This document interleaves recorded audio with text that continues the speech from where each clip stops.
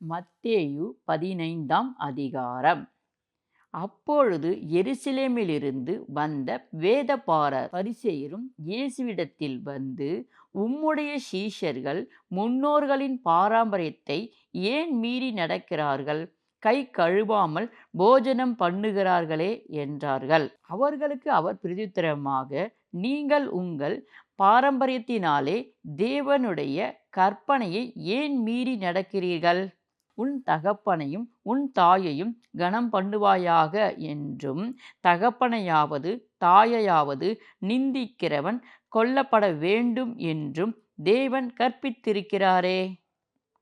நீங்களோ எவனாகிலும் தகப்பனையாவது தாயையாவது நோக்கி, உனக்கு நான் செய்யத்தக்க உதவி ஏது உண்டோ அதை காணிக்கையாக கொடுக்கிறேன் என்று சொல்லி, தன் தகப்பனையாவது தன் தாயையாவது கனம் பண்ணாமல் போனாலும் அவனுடைய கடமை தீர்ந்ததென்று போதித்து, உங்கள் பாரம்பரியத்தினாலே தேவனுடைய கற்பனையை அவமாக்கி வருகிறீர்கள். மாயக்காரரே, உங்களை குறித்து இந்த ஜனங்கள் தங்கள் வாயினால் என்னிடத்தில் சேர்ந்து தங்கள் உதடுகளினால் என்னை கனம் பண்ணுகிறார்கள், அவர்கள் இருதயமோ எனக்கு தூரமாய் விலகி இருக்கிறது.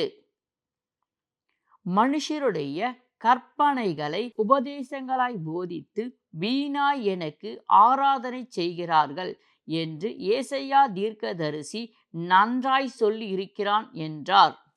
பின்பு அவர் ஜனங்களை வரவழைத்து அவர்களை நோக்கி, நீங்கள் கேட்டு உணருங்கள். வாய்க்குள்ளே போகிறது மனுஷனை தீட்டுப்படுத்தாது, வாயிலிருந்து புறப்படுகிறதே மனுஷனை தீட்டுப்படுத்தும் என்றார். அப்பொழுது அவருடைய சீஷர்கள் அவரிடத்தில் வந்து, பரிசேயர் இந்த வசனத்தை கேட்டு இடரல் அடைந்தார்கள் என்று அறியீரோ என்றார்கள். அவர் பிரதியுத்தரமாக, என் பரமபிதா நடாத நாற்றெல்லாம் வேரோடே பிடுங்கப்படும். அவர்களை விட்டுவிடுங்கள், அவர்கள் குருடனுக்கு வழிகாட்டுகிற குருடராயிருக்கிறார்கள். குருடனுக்கு குருடன் வழிகாட்டினால் இருவரும் குழியிலே விழுவார்களே என்றார். அப்பொழுது பேதுரு அவரை நோக்கி, இந்த ஊமையை எங்களுக்கு வெளிப்படுத்த வேண்டும் என்றான். அதற்கு இயேசு, நீங்களும் இன்னும் உணர்வில்லாதவர்களாயிருக்கிறீர்களா? வாய்க்குள்ளே போகிறதெல்லாம் வயிற்றில் சென்று ஆசனம் வழியாய் கழிந்து போகும் என்பதை இன்னும் நீங்கள் அறியவில்லையா?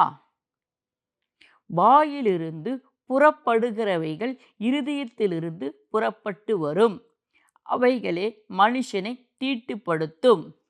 எப்படியெனில் இருதயத்திலிருந்து பொல்லாத சிந்தனைகளும் கொலைபாதகங்களும் விபச்சாரங்களும் வேசித்தனங்களும் களவும் பொய்சாட்சிகளும் தூஷணங்களும் புறப்பட்டு வரும். இவைகளே மனுஷனை தீட்டுப்படுத்தும். கை கழுவாமல் சாப்பிடுகிறது மனுஷனை தீட்டுப்படுத்தாது என்றார். பின்பு இயேசு அவ்விடம் விட்டு புறப்பட்டு தீரு சீதோன் பட்டணங்களின் திசைகளுக்கு போனார். அப்பொழுது அந்த திசைகளில் குடியிருக்கிற கானான் ஸ்திரீ ஒருத்தி அவரிடத்தில் வந்து, ஆண்டவரே, தாவீதின் குமாரனே, எனக்கு இரங்கும் என்று என் மகள் பிசாசினால் கொடிய வேதனைப்படுகிறாள் என்று சொல்லி கூப்பிட்டாள்.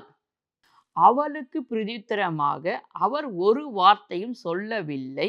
அப்பொழுது அவருடைய சீஷர்கள் வந்து, இவள் நம்மை பின்தொடர்ந்து கூப்பிடுகிறாளே, இவளை அனுப்பிவிடும் என்று அவரை வேண்டிக் கொண்டார்கள். அதற்கு அவர், காணாமல் போன ஆடுகளாகிய இஸ்ரவேல் வீட்டாரிடத்திற்கு அனுப்பப்பட்டனே அன்றி மற்றபடி அல்ல என்றார். அவள் வந்து, ஆண்டவரே, எனக்கு உதவி செய்யும் என்று அவரை பணிந்து கொண்டாள். அவர் அவளை நோக்கி, பிள்ளைகளின் அப்பத்தை எடுத்து நாய்க்குட்டிகளுக்கு போடுகிறது நல்லதல்ல என்றார். அதற்கு அவள், மெய்தான் ஆண்டவரே, ஆகிலும் நாய்க்குட்டிகள் தங்கள் எஜமான்களின் மேஜைகளிலிருந்து விழும் துணிக்கைகளை தின்னுமே என்றாள். இயேசு அவளுக்கு பிரதியுத்தரமாக, ஸ்திரியே, உன் விசுவாசம் பெரிது, நீ விரும்புகிறபடி உனக்கு ஆகக் கடவது என்றார். அந்நேரமே அவள் மகள் ஆரோக்கியமானாள்.